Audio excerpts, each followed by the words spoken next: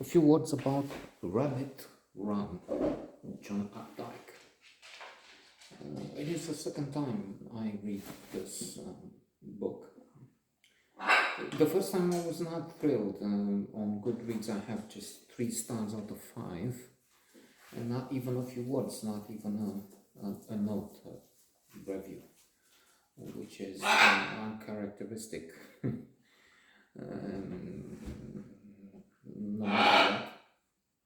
No matter what I feel about the book, I put it down and it's on the blog.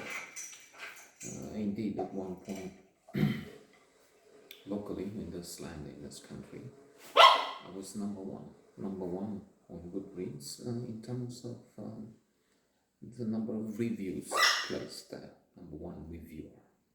It doesn't mean much, if anything, in fact. Just that there is an effort to express feelings about what one reads. Then, of course, you have other categories: best reviewer, or those who have reviews that are likely those who have something to say. As Scott F. Fitzgerald put it, you have to write because you have something to say, not just to say something. So on second encounter with Rabbit, Rabbit is the nickname of the protagonist, the hero, aka anti-hero, Harry Armstrong. It's much more satisfying. Indeed, his trajectory somehow has quite a few points where this reader can identify with him. It's also a question of what a decade or more does to one. That were changed, to quote again Proust.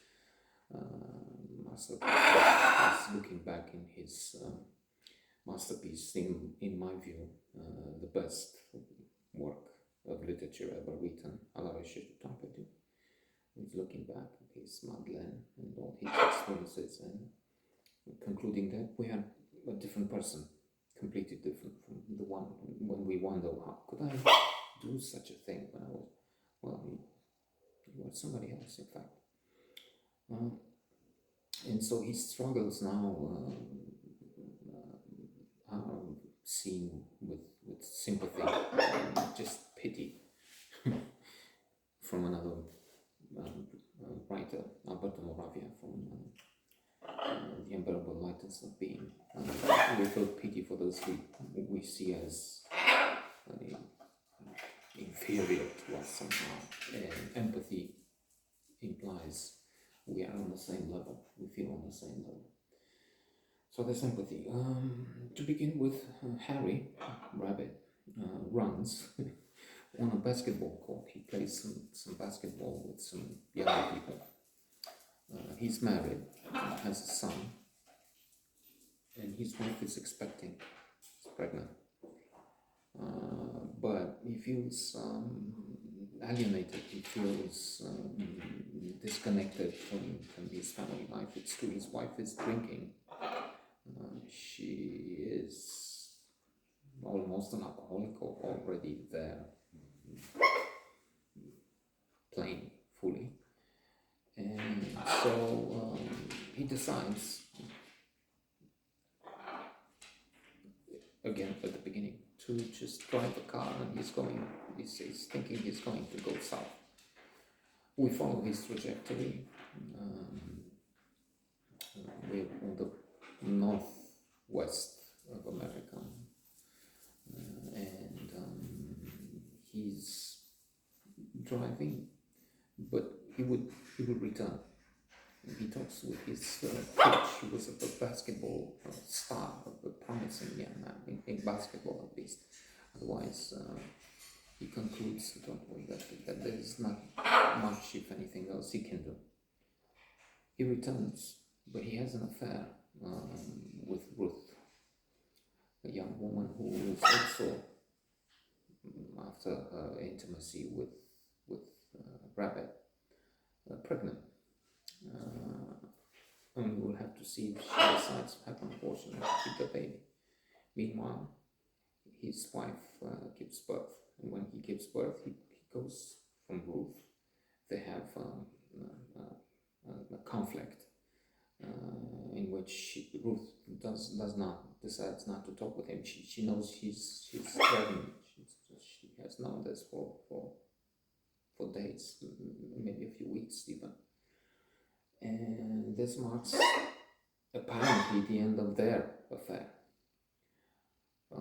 When home, it's not working marvelously. Indeed, to quote the ultimate expert on marriage, the author of classical psychology, John Gottman, 7 Principles of Making a Marriage, the man who has, in a few minutes, a 90% accuracy in his predictions.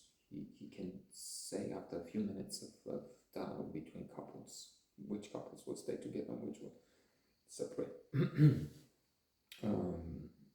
A fabulous brain. In fact, he's also quoted in another classical psychology, in Blink. There's a whole chapter, because in Blink, Malcolm Gladwell argues that the power of thinking without thinking, sometimes in a couple of seconds, we take decisions, form opinions, and quite often they're as good. Some tests have shown that people who looked for 2 seconds at the video with the teacher came to the same conclusion as those who'd been with him for a whole semester of teaching. And so Gladwell quotes also the extraordinary example of Goldman, who after a few minutes can tell you so much about couples after thousands of hours of interviews, interacting, of studying this manner.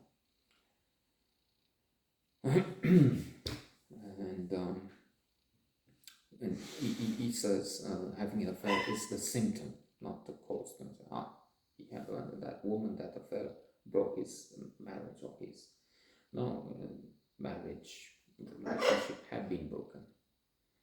It was the cause of that breakdown that gave us the affair, not vice versa.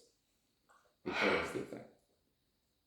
And to avoid introducing spoiler alerts, and maybe we have a second note on this tomorrow, let's just say this is a marvelous book. I'm looking forward to reading again Rabbit Readouts, the follow-ups, the trilogy. Rabbit is Rich, and eventually have notes on them.